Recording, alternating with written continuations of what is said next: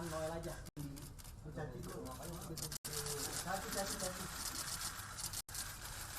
Nangis loh. Dia nangis. Dia nangis. Dia nangis.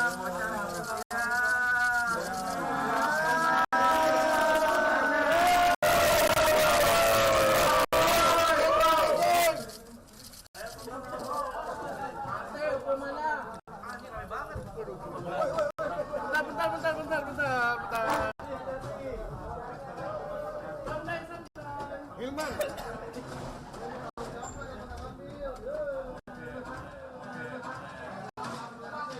Tohan, balikin kursinya Tohan.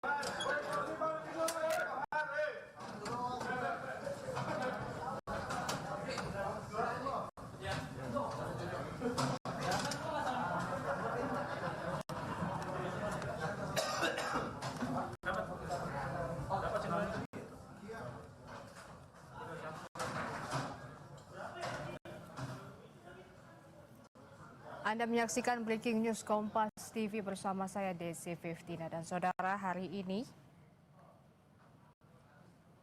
pemeriksaan terhadap Wakil Menteri Ketenagakerjaan atau Wamenaker Immanuel Ebenezer atau yang biasa disapa dengan Noel masih dilakukan KPK usai operasi tangkap tangan.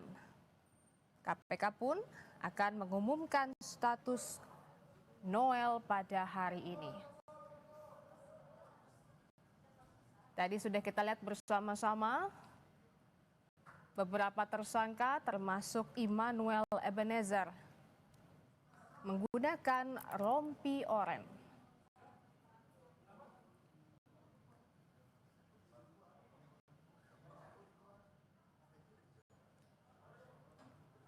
Dan saudara, penetapan status itu dilakukan siang ini lantaran KPK kemarin memeriksa 14 orang yang diamankan. Adapun 14 orang tersebut salah satunya adalah Immanuel Ebenezer. Dan sebanyak 22 kendaraan disita oleh KPK dalam kasus ini, saudara. Adapun kendaraan tersebut terdiri atas 15 unit mobil dan 7 kendaraan lainnya.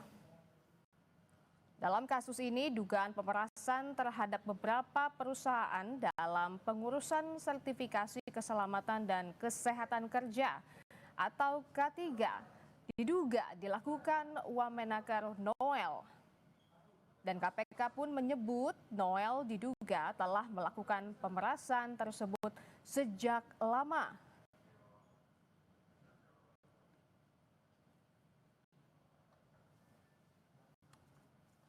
Namo Buddhaya, salam kebajikan. Yang terhormat Ketua Komisi Pemberantasan Korupsi Bapak Setio Budianto, yang terhormat PLT Deputi Penindakan dan Eksekusi Bapak Asep, dan yang kami hormati, sayangi, dan selalu banggakan teman-teman media yang terus mendukung kinerja pemberantasan korupsi KPK melalui karya-karya jurnalistiknya. Pada konferensi pers kali ini, sebagai bentuk transparansi dan akuntabilitas kinerja KPK, kami akan menyampaikan terkait dengan kegiatan tangkap tangan, dugaan pemerasan terkait pengurusan sertifikat K3, yaitu keselamatan dan kesehatan kerja di lingkungan Kementerian Ketenagakerjaan.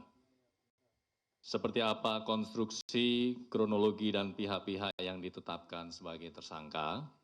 Sebelum itu kami akan menghadirkan pihak-pihak yang ditetapkan sebagai tersangka dalam perkara ini.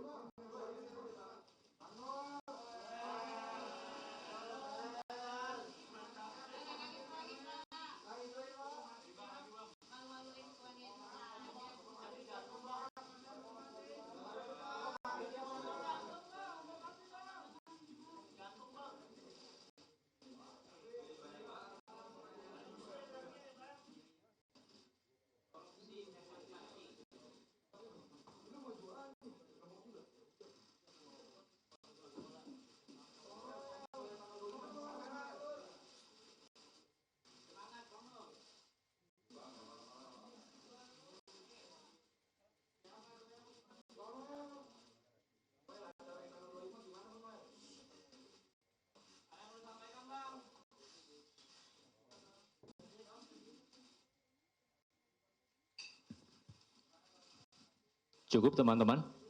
Cukup.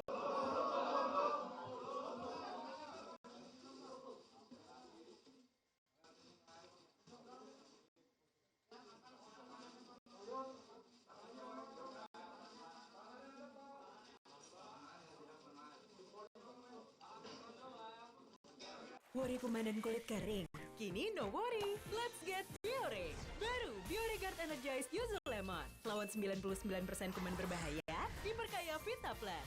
Lembab dan tidak kering. Let's get Biore Guard.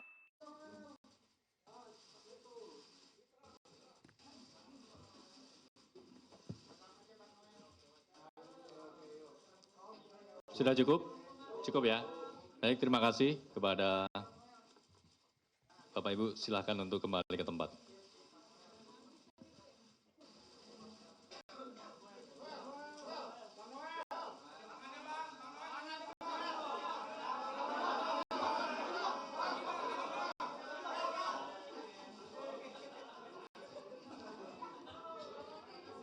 Baik, terima kasih teman-teman media. Kita akan kembali terkait dengan penjelasan lengkap mengenai kegiatan tangkap tangan dugaan pemerasan terkait pengurusan sertifikat keselamatan dan kesehatan kerja di lingkungan Kementerian Ketenagakerjaan. Kepada Pak Ketua, kami persilahkan. Terima kasih. Assalamualaikum warahmatullahi wabarakatuh. Selamat sore, salam sejahtera untuk kita semuanya, salam sehat. Saya langsung saja untuk efisiensi waktu.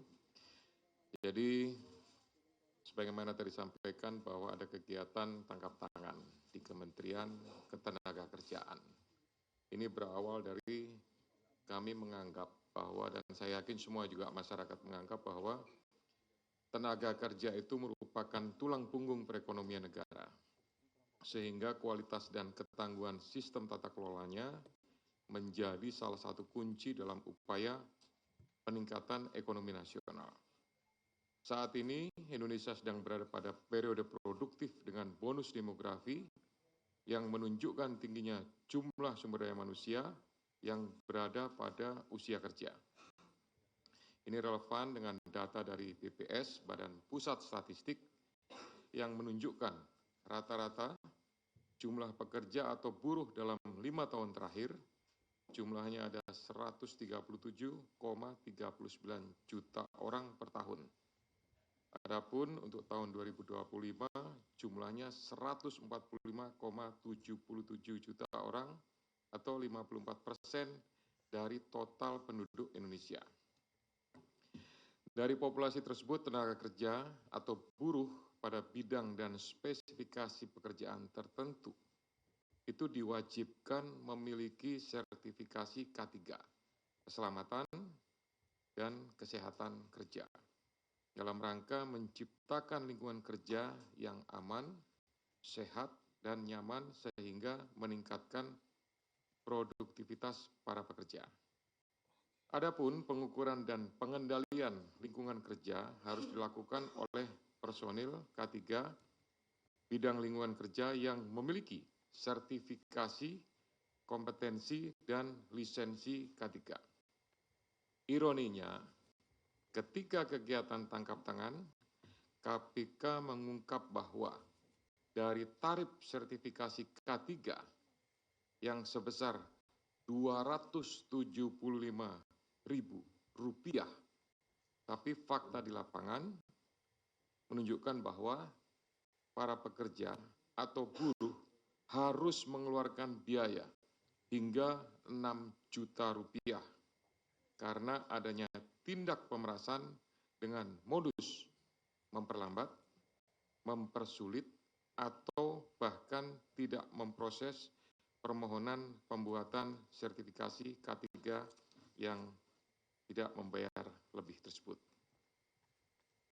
Biaya sebesar 6 juta ini 2 kali lipat dari rata-rata pendapatan atau upah atau UMR yang diterima para pekerja dan para buruh tersebut. Oleh karena itu, penanganan perkara ini sekaligus sebagai pemantik untuk upaya pencegahan korupsi pada sektor ketenagakerjaan yang lebih serius ke depannya.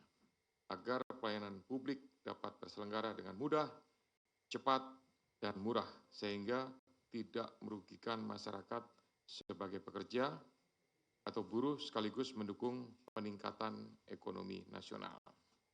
Saya lanjutkan dengan penjelasan tentang kegiatan tindakan penyelidikan atau tangkap tangan yang sudah dilakukan oleh Kedeputian Penindakan. Yang pertama bahwa kegiatan tangkap tangan ini bermula dari laporan pengaduan masyarakat yang diterima KPK. Hal ini sekaligus sebagai bentuk kontribusi konkret dan dukungan publik dalam pemberantasan korupsi.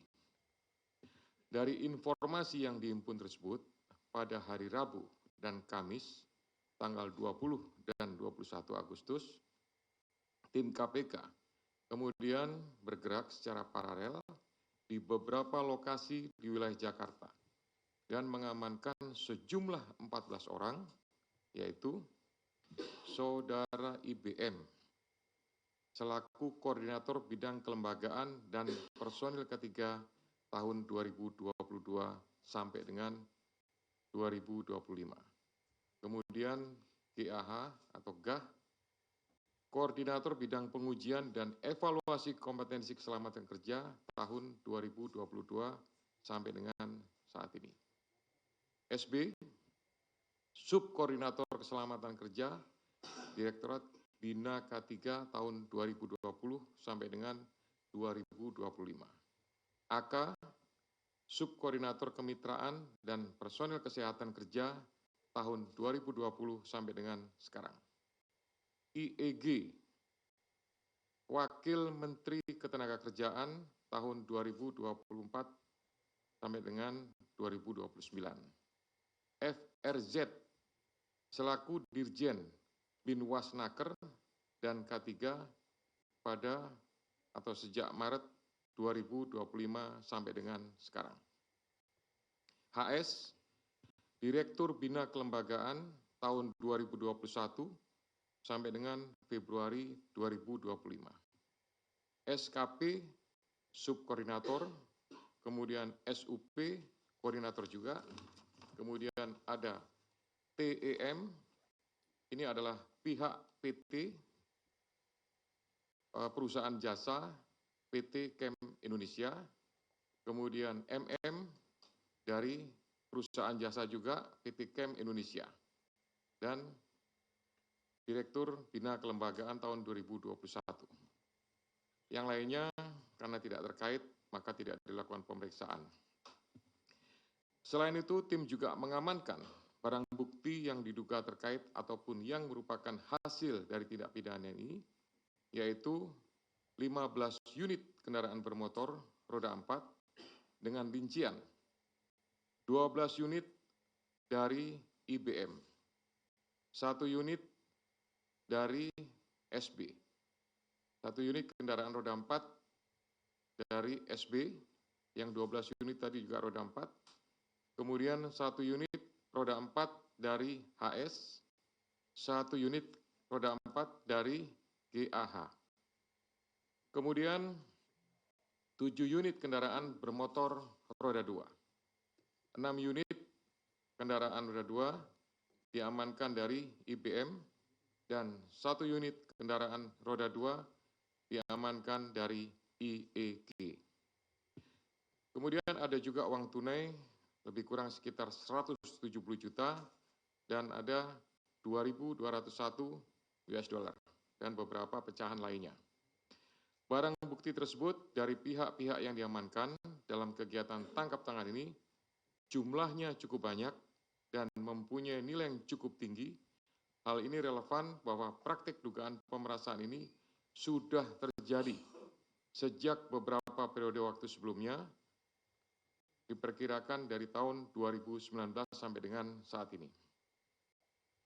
Adapun konstruksi perkaranya, atas penerimaan uang dari selisih antara yang dibayarkan oleh para pihak yang mengurus penerbitan sertifikat K3 kepada perusahaan jasa K3 atau PJK3 dengan biaya yang seharusnya sesuai dengan tarif PNBP, kemudian uang tersebut mengalir ke beberapa pihak, yaitu sejumlah 81 miliar.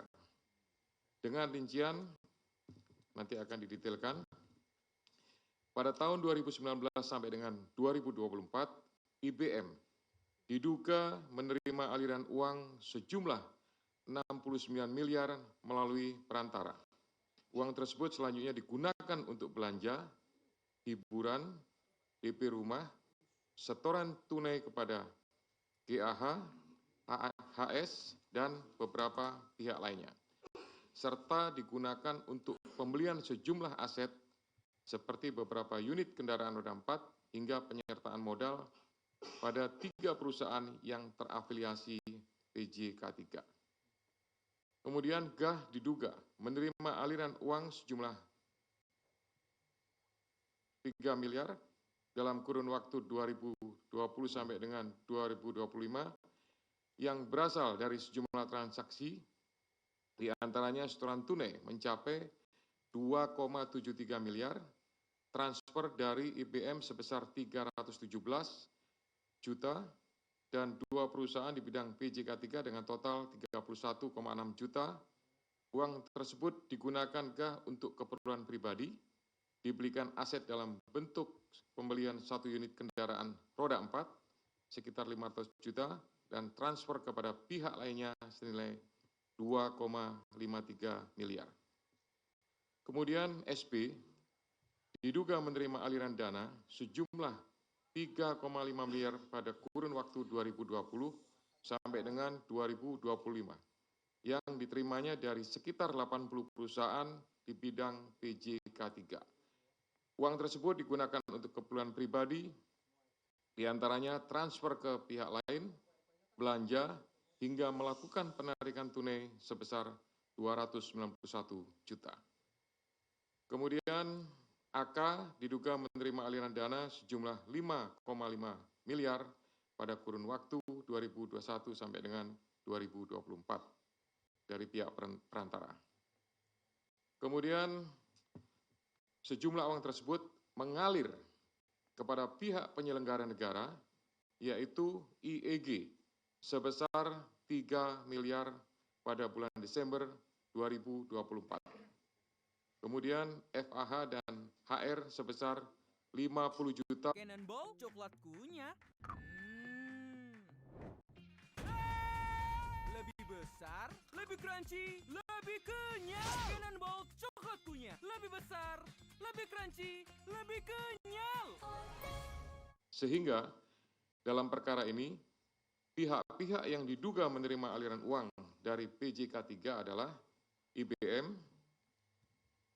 kemudian GAH, SB, AK, IEG, FRZ, CFA, HS.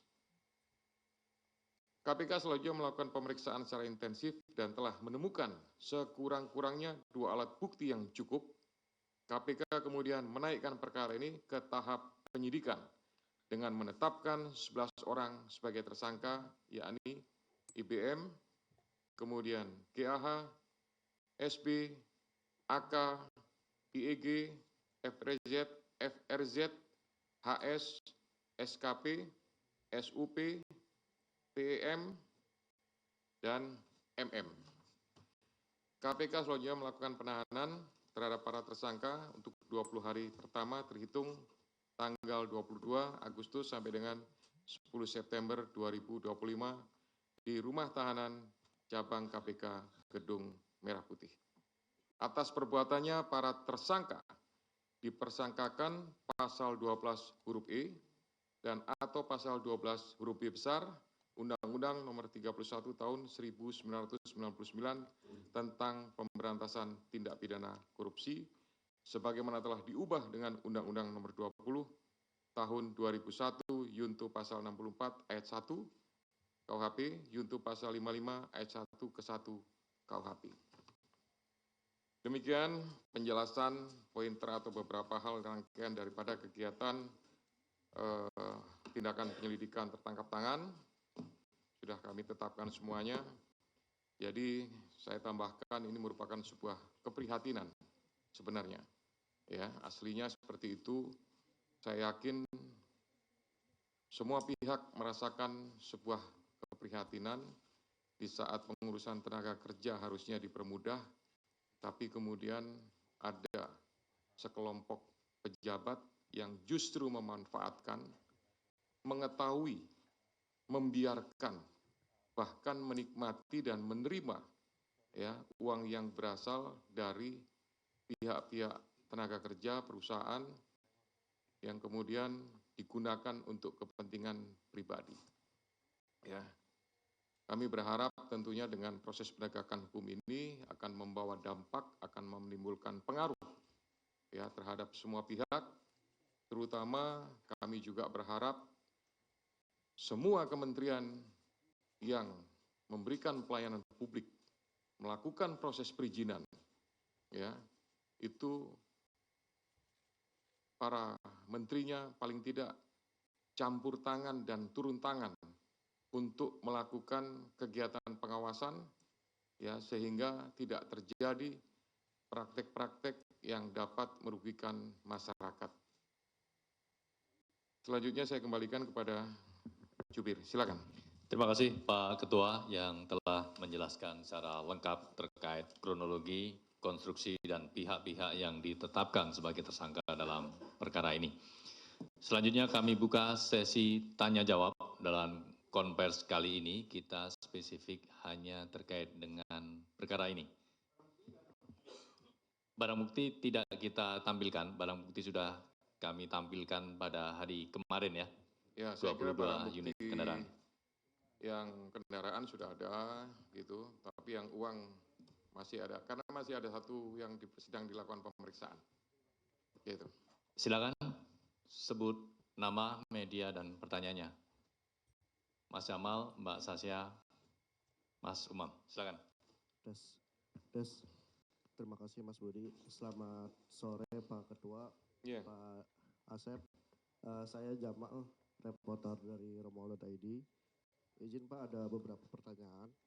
Tadi belum sempat ya Pak disampaikan, terkait kronologi penangkapannya Pak ya. Benar gak sih Wamen Noel ini ditangkap setelah 2 menit menerima uang pemerasan tersebut? Yeah. Lalu yang kedua, itu kan ada sekitar 22 kendaraan ya Pak ya. Itu kendaraan itu diterimanya itu sejak kapan Pak? Sekarang kan sebagai bukti kan berarti kan ada aliran-aliran uang dari pemerasan tersebut. Lalu yang ketiga, ini beredar Pak di media sosial adanya tudingan-tudingan miring terkait OTT Noel ini sebagai pengalihan isu terhadap dugaan keterlibatan Gubernur Sumatera Utara Bobi Nasution dalam perkara suap proyek Jalan Sumut. Apa tanggapan dari Pak Ketua? Terima kasih. Terima kasih Mas Jamal. Selanjutnya Mbak Sasya Livoy. Selamat sore Pak Ketua, Pak Deputi, dan Mas Budi. Izin Pak, saya Tasya dari VOI. Mau tanya, itu kan kendaraannya ada banyak ya Pak, dan hitungannya kan OTT itu cepat gitu, dan ini termasuk kayak OTT yang paling banyak buktinya, kalau saya ingat gitu. Nah ini tracingnya itu sejak kapan sih Pak, kalau boleh tahu? Itu yang pertama. Terus yang kedua, tadi kan juga disebut ini adalah permainan lama yang sudah ada gitu. Nah ini nantinya akan ditelusuri nggak, termasuk ke menakernya yang sekarang mungkin akan ada arah ke situ nggak? Itu yang kedua. Yang terakhir Pak, kita tahu kalau IBM ini kan ada kaitannya dengan relawan-relawan waktu Pilpres juga Pak. Dan sampai sekarang masih ada relawan-relawan itu. Nah Jokowi Mania, Prabowo Mania, nah itu uang yang dari sini akan didalami nggak mengalir ke situ juga? Itu aja Pak, terima kasih. Terima kasih Mbak Sasya. Satu lagi Mas Umam. Mohon izin Pak Ketua, Pak Deputi, dan Mas Jubir. Izin saya Umam dari RRI Pak. Mau mastiin aja Pak, ini kan menurut informasi K3 ini sebelumnya apa benar sudah pernah diperiksa di Kejaksaan Agung? Kalau memang benar, apakah KPK akan mengambil alih kasus, kan karena ini OTT gitu Pak. Terus yang kedua, mau tahu Pak alasannya kenapa digunakan pasal pemerasan, kenapa nggak digunakan pasal suap, apalagi kan mereka-mereka ini kan penyelenggara negara ya Pak, dan nominalnya cukup besar gitu. Terima kasih Pak. Ya. Baik, terima kasih Mas Umam. Kami respon dulu terkait dengan 3 penanya tersebut. Silakan Pak Ketua. Oke, baik. Nanti detail spesifiknya, teknisnya akan disampaikan sama Pak Deputi ya. Gitu, saya hanya menggambarkan secara umum saja. Tadi sampaikan pertanyaan tentang bagaimana proses pelaksanaan dari proses tangkap tangan ini. Jadi yang kami dapatkan pertama adalah proses serah terima uang antara perusahaan jasa terhadap koordinator, gitu. Nah, IBM. Nah, dari proses itulah kemudian ada interview yang dilakukan di lapangan dan berkembang kepada beberapa pihak. Jadi, salah satunya adalah kepada IE, inisialnya siapa ya? IEG. Ya, pada IG dan pihak-pihak yang lainnya. Gitu. Nah, ini sekalian tadi saya sampaikan juga bahwa ya terkait tanya Imam tadi dengan Kejaksaan Agung gitu. Ya, kami tidak monitor kegiatan itu. Gitu. Kita melaksanakan kegiatan penyelidikan yang kemudian berkembang pada proses tangkap tangan. Itu. Nah, Ranmor ini atau kendaraan bermotor roda 4, roda 2 itu sudah cukup lama. Ya, jadi ada beberapa proses yang dari 2019, 2020 dan lain-lain gitu. Bahkan mungkin bisa saja nanti akan didapatkan lagi kendaraan-kendaraan yang tidak menutup kemungkinan masih ada di beberapa pihak yang lain. Terakhir masalah tudingan seolah-olah mengalihkan isu. Jadi ini kami tidak melakukan penargetan terhadap seseorang. Yang kami lakukan adalah menargetkan terhadap adanya dugaan ya suap atau pemerasan awalnya di Kementerian Tenaga Kerja. Gitu. Karena ada informasi dari masyarakat itu tenaga kerja itu buruh itu pada saat mengurus. Jadi ada, saya gambarkan gini simpelnya. Ini ada pihak pekerja atau buruh. Kemudian di tengahnya ini ada PJK3, Perusahaan Jasa Keselamatan Kesehatan Kerja. Dan di sini ada Kementerian Tenaga Kerja di Direktorat Jenderal Bina Pengawasan. Nah, gitu ya. Nah, ini 3 pihak.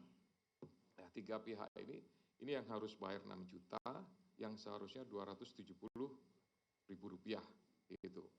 Nah, 2 pihak ini merupakan representatif dari kementerian, dari Direktorat Jenderal, dari Direktur Binwas ya. Nah, gitu. Jadi ini merupakan representatif perusahaan jasa ini. Gitu. Nah, jadi sama sekali tidak ada istilah pengalihan isu. Ya, kami dapatkan itu di lapangan lah. Dari 2 itu antara perusahaan jasa dengan koordinator, setelah ketemu, interview, pendalaman di lapangan, didapatkanlah kemudian ada si A, si B, dan C, dan seterusnya. Kemudian tadi saya tanya, tracingnya begitu cepat, gitu ya. Mobilnya begitu banyak. Ini kami dapatkan semuanya, ya di hari Rabu sampai dengan Kamis itu. Langsung bergerak secara simultan semuanya di beberapa tempat. Namun demikian, ini juga ada dukungan dari PPATK. Ya, PPATK sudah memberikan informasi juga itu tentang aliran transaksi rekening sehingga kita lebih mudah untuk bisa menelusuri gitu, baik itu aliran uangnya maupun penarikan, kemudian pengiriman, transfer dan lain-lain. Kemudian bagaimana dengan pemain-pemain yang lama atau mungkin pegawai-pegawai yang lama? Nanti akan dilakukan pendalaman sama Pak Deputi ya, sama Kasatgas Penyidikan karena akan pasti ditarik mundur ke belakang sampai dengan di awal tahun 2019. Termasuk juga mungkin apakah ada uang-uang itu yang mengalir? Sementara tidak ada. Sementara yang ada adalah kepada IEG tadi hanya 1 unit motor roda 2, kemudian uang lebih kurang sekitar 3M. Itu. Saya kira yang Mas Imam tadi udah saya jawab juga ya. Gitu. Baik, Pak Deputi silakan tambahannya. Terima kasih. pimpinan. Baik, kami tambahkan, ini mungkin sekaligus kita kronologi. Batuk dan pilek mengganggu keluarga. Fix Formula 44. Legakan batuk tidak berdahak, tenggorokan gatal, pilek, dan bersin. Untuk rasa hangat di tenggorokan. Fix Formula 44. Di samping itu kita juga kan sebelumnya menangani perkara RPTKA, mungkin rekan-rekan ingat ya, itu di Kementerian Tenaga Kerja juga, tapi itu untuk pungutan ke tenaga kerja asing. Nah, pada saat kita melaksanakan penanganan RPTKA ini, nah diperolehlah informasi dari rekan-rekan yang ada di sana, gitu ya, informasi kepada kami terkait juga ada pungutan-pungutan atau pemerasan dalam penerbitan sertifikasi K3 ini. Nah, dari sana ini kan di akhir 2024. Dari sana mulai kita dalami, kita juga bekerja sama tadi seperti disampaikan oleh Pak Ketua dengan PPATK dan lain-lain. Kita lihat memang prosesnya itu terjadi terus-menerus seperti itu. Kami pelajari alirannya dan lain-lainnya. Kemudian pada 2 hari yang lalu ini, hari Rabu dan hari Kamis, disitulah kami melakukan eksekusinya. Dari eksekusi tadi sudah disampaikan oleh Pak Ketua bahwa ketika ada penyerahan uang, lalu kita lakukan penangkapan terhadap orang-orang tersebut dan dilakukan interview. Dari interview itulah diperoleh kemana saja uangnya itu diberikan. Makanya tadi sampai kepada saudara IEG dan lain-lain, ada uang 3 miliar, kemudian ada motor, dari interview di sana. Di samping kita juga sudah memiliki data dari PPATK, di rekening-rekening, ada rekening nomini, rekeningnya yang lain gitu ya, seperti itu. Nah, kemudian kita lihat juga bahwa aliran uangnya ada yang dibelikan kepada benda bergerak maupun tidak bergerak. Yang bergerak tentu bisa kita bawa sekaligus ya, mobil dan kendaraan roda 2 maupun roda 4. Yang tidak bergeraknya sudah kita catat juga, ada rumah, tanah, dan lain-lain. Jadi kenapa bisa cepat, tidak ada rentang waktu dari sekitar akhir 2024 sampai dengan kita melakukan eksekusi karena ada penyerahan. Memang penyerahannya ada yang tidak kita ketahui gitu ya, ada yang pas kita ketahui. Jadi yang Rabu ini pas kita ketahui, langsung kita eksekusi. Seperti itu kira-kira. Kemudian mungkin tadi yang belum ini dari Mas Umam, itu kenapa menggunakan pasal pemerasan gitu ya, tidak menggunakan pasal suap. Tadi di awal sudah disampaikan oleh Bapak Ketua bahwa ada tindak pemerasan ini dengan modus memperlambat, mempersulit atau bahkan memproses, tidak memproses ya. Nah, itu perbedaannya. Jadi saat teman-teman buruh ini akan mendaftar ya untuk sertifikasi K3, itu sebetulnya syarat-syaratnya sudah lengkap nih. Syarat-syarat sudah lengkap. Jadi seharusnya itu diproses bisa gitu ya, langsung gitu ya. Tapi kemudian ini untuk melakukan pemerasannya tersebut digunakanlah tadi cara-cara memperlambatlah prosesnya. Padahal ini kan dibutuhkan cepat gitu kan, kemudian mempersulit, tambah ini, tambah itu, waktunya gitu dan lain-lain. Bahkan kalau tidak memberikan sejumlah uang, tidak diproses gitu, tidak keluar-keluar ini, seperti itu. Bedanya kalau suap, nah kalau suap si kelengkapannya itu si buruhnya itu tidak lengkap.